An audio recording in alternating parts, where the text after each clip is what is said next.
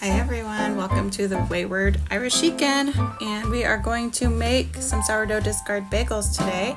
So follow along and pick up the recipe at the end. Here we're just adding some yeast to the bowl along with some warm water to dissolve the yeast and get it nice and bubbly. Whisk it around so you can see here. And once you're done whisking, I usually let it sit for a sec and give it another little whisk. And then we will be letting it sit covered for approximately 5 minutes, and it should get nice and bubbly as the recipe will tell you. And I'm doing this in my KitchenAid, my really old KitchenAid. Here I have some sourdough discard, and it's kind of active still. I added in a little honey but didn't have enough, so I put in some maple syrup, just 2 tablespoons or teaspoons, I believe. And then we're going to be adding some salt as well. I'm just kind of getting this ready while the yeast is getting bubbly. So I'm kind of doing this separately in a measuring cup just so I have it ready to pour in. Here I'm going to grease up a bowl so that the dough won't stick to it when it's ready to rest and rise. So I just use a little cooking spray of avocado oil. And you can see it got a little thicker, and this is just the yeast only. You can see how nice and bubbly it's getting. And at this point, let's see, I'm going to get my flour ready while it's finishing out rising the yeast. So that's 1 cup. I believe I used 4 cups here. So there's my 4 cups. And we'll get that in the bowl. First, we're adding the sourdough starter and syrup/honey mix. You can see a little pepper in with my salt, so don't mind that, no big deal. I'm just kind of mixing that together a little bit before I add the flour. So you'll see that happening. You don't have to do that, but to be honest, I started it before I remembered I didn't have to do it. So here I'm just adding all the flour at once. And like I said, I believe it was 4 cups. Now this is hard on a mixer. It's pretty thick, it's stiff dough.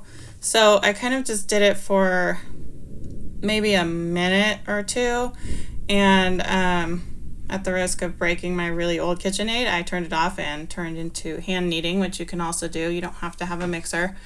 And then we went ahead and kneaded it for 5 to 10 minutes.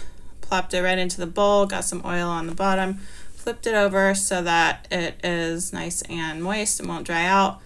And then I covered it with some plastic wrap. So we're gonna let that sit and rest and rise until it's about double in size. So when it was doubling in size, I got my boiling mix made up, which is water, baking soda, and a little bit of brown sugar. That's just what's left in my jar. I can make that from scratch. I'll show you sometime. It's really super easy.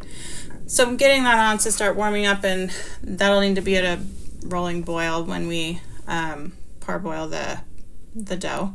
So here's the dough afterwards. It's looking good. We're gonna go ahead and get our little area ready with a little bit of flour on my counter, spread it around, and then we will just go ahead and get the dough on there. We're gonna cut this into 8 equal pieces, give or take. My pieces were not equal, so you'll see me kind of chopping some little pieces on the side that I just transitioned into 1 piece. And then we're going to be rolling these into 8 little balls, which you'll see here in a second.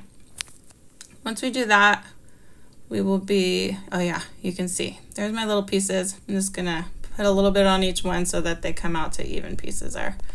And I'm filming all of this one-handed, so no judgment. There's my little balls. We're just going to flatten these out and just kind of poke a hole through the middle. You see me do that with my thumb, and then because I'm holding my phone, I'm shaking the whole shebang, just to get it to look like a bagel. So basically you just want to stretch those out a little, get them on a baking sheet to rise a little bit, and get your oven preheating. That needs to be on 425. So that's what I'm doing here. And once that's going, these have risen again a little bit. I believe it was 30 to 60 minutes. And the boiling water is ready, as you can see. So we're just going to put in a few at a time. And they're supposed to boil for about a minute on each side, give or take. And once we get that going, I just keep going until I get the whole amount of them finished. When you take them out, that's the time you want to put any toppings on them, like sesame seeds or everything bagel seasoning, which is what I'm doing here, or plain. I left about half of them plain, I think. As you can see, my container wasn't cooperating very well, but I got the job done eventually. So go ahead and just put whatever toppings you want on, and after you finish boiling all of these, you're going to again have them on a cookie sheet ready to go in the oven. Here's the bottom for my other ones, and I accidentally started raising the temp instead of setting the timer. So 425, mine are about 21 minutes that it takes to get them perfect. Toss them in the oven. Here they are going in. And then 21 minutes later, might have been 20 in this case actually, they're ready to come out. And I probably could have taken them out even a minute sooner, but they still tasted good. I got some plain ones there. You can see how easy this was to make. When you're not filming a video, it goes a lot faster too. Nice and brown on the bottom. And that's it. So I made 4 plain ones and 4 everything bagel seasoning ones. You can double this recipe. I doubled it the first time I did it. Turned out great. Make sandwiches out of them, breakfast. You can freeze them if you want to make a lot at once. And again, this recipe came from Farmhouse on Boone. I got this off of Pinterest. I follow her on there, but I'll link it in the video. And see you guys next time.